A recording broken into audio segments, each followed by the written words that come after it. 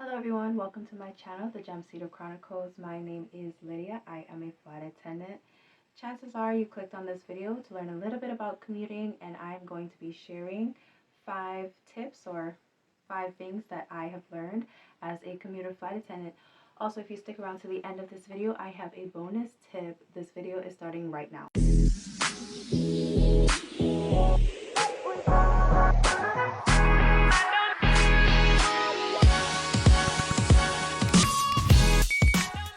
Tip number 1, commuting can be hard or more difficult depending on where you live. So here's what I mean by that. I live in Houston, Texas, and I work out of Boston, Massachusetts. And so commuting is a little bit more difficult for me because it all depends on how many flights can get me out of Houston to get me to Boston on time to work. It depends on what time of the day I need to work because you're commuting from West Coast to East Coast. And so when I first started off, oftentimes I had to do what's called a double commute. So I would have to catch 2 flights just to get to work so that I could be at work on time. It didn't always work out for me. For someone who's commuting from California over to Boston or JFK, that's a very long commute. That's about 5 hours that person has to fly just to get to work, and they haven't started their day. If you're someone who works out of Dallas and you live in Houston, Texas, now that's an easy commute. Dallas is right there, and you have multiple flights going out to Dallas in a day. So you just want to check where you live and if there are multiple flights going out to the city that you work out of in a day. That'll determine how easy or how difficult it'll be for you to commute to base. So tip number 2, you need backup plans to your backup plans to your backup plan. If plan A doesn't work, you need a plan B. And if plan B doesn't work, you need plan C, D, E, F, G, H, I, J, K, L, M, N, O, P, Q, R, S, T, U, V, all the way to Z. I was commuting one day and I got to the parking facility that I normally park at.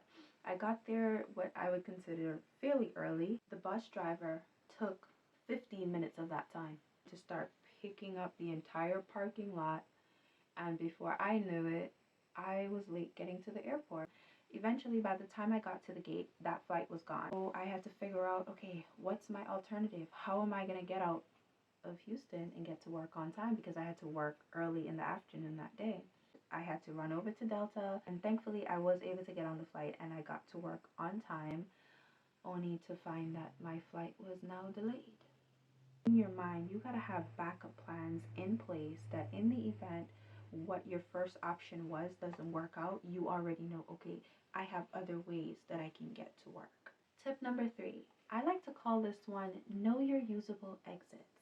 You want to look up, research all the airlines within the city that you live that could get you to work on time or just get you to work in general. Okay, out of Houston I can take United, Delta, American, JetBlue, Southwest, Spirit.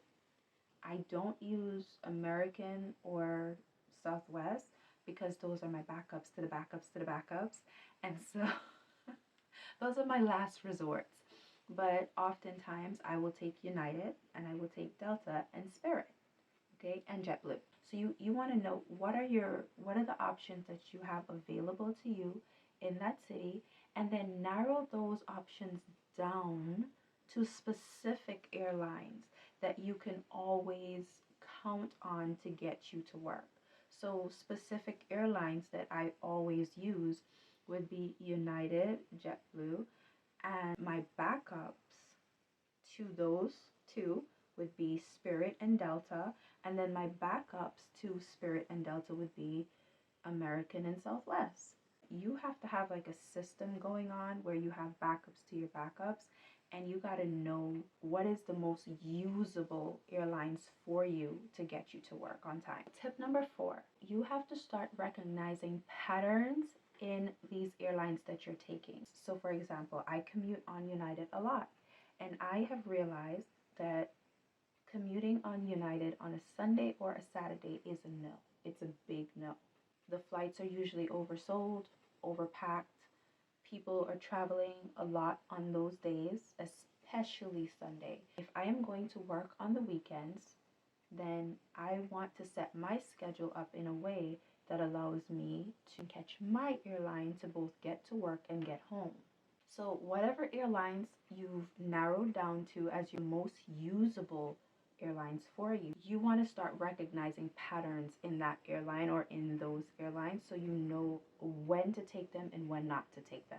And my final tip for you guys, find out from your airline if they have a parking program, like a parking reimbursement program, or if they pay for parking outside of base. As a commuter, oftentimes most airlines do not pay for parking outside of one of their bases. If you don't live in any of their bases, they're not going to pay for parking. You have some airlines that are willing to pay for your parking, but they require you to pay for the parking, and then you submit a receipt to them and they reimburse you for that parking. Some airlines, such as my own, they will only reimburse you up to a certain portion of that money that you spent.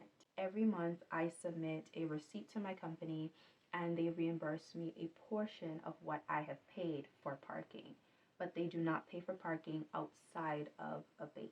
Or if maybe you don't want to be reimbursed for parking, then there are other ways for them to assist you with transportation, but you do have to find that out from your airline. So for my bonus tip today, you want to drive around the airport area or talk to, network, Google, Facebook, social media, whatever you have to do to find out about parking facilities surrounding the airport or within the airport that offer a crew discount package. When I first started off, I was parking at hotels.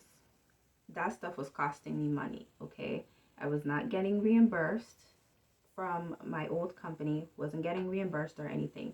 So basically it became an extra expense every month on top of paying for a crash pad. I started Googling and I read this forum, and on the forum it talked about this parking facility called pre-flight parking. So I Googled it and I couldn't find it, and I realized that it was renamed, or I don't know if it was sold to Fine Airport Parking. I was inquiring, hey, do you guys have any sort of packages for airline crew? And I presented my badge to them and they offered me a monthly rate. That literally saves me a ton of money every month. Now, this parking facility is a really great parking facility. Their buses are clean. Your pickup time is not very long. So that's a really great parking facility for those of you who live in Houston and you're looking for something. Just drive around, walk into facilities and ask them, hey, do you have a parking package for crew? Don't be afraid to shop around. You can shop around for a cheaper rate, but make sure that their shuttles are going to come and pick you up within record time, okay? Because you don't want to be waiting forever to be dropped off at the airport or waiting forever to be picked up. Okay guys, so that brings us to the end of the video. Thank you so much for watching. If you did like the video, feel free to hit the like button. Also, please comment down below. Let me know your thoughts on these tips, if you were already aware of some of these tips, or if you have anything that you would like to add, please place it down below in the comment section. If you are interested in aviation topics, possibly maybe flight attendant story times or story times in general, flight attendant lifestyle, commuting, tips of that sort, that's pretty much what I do over here on this channel. Consider subscribing to the channel and I will catch you guys in the next video.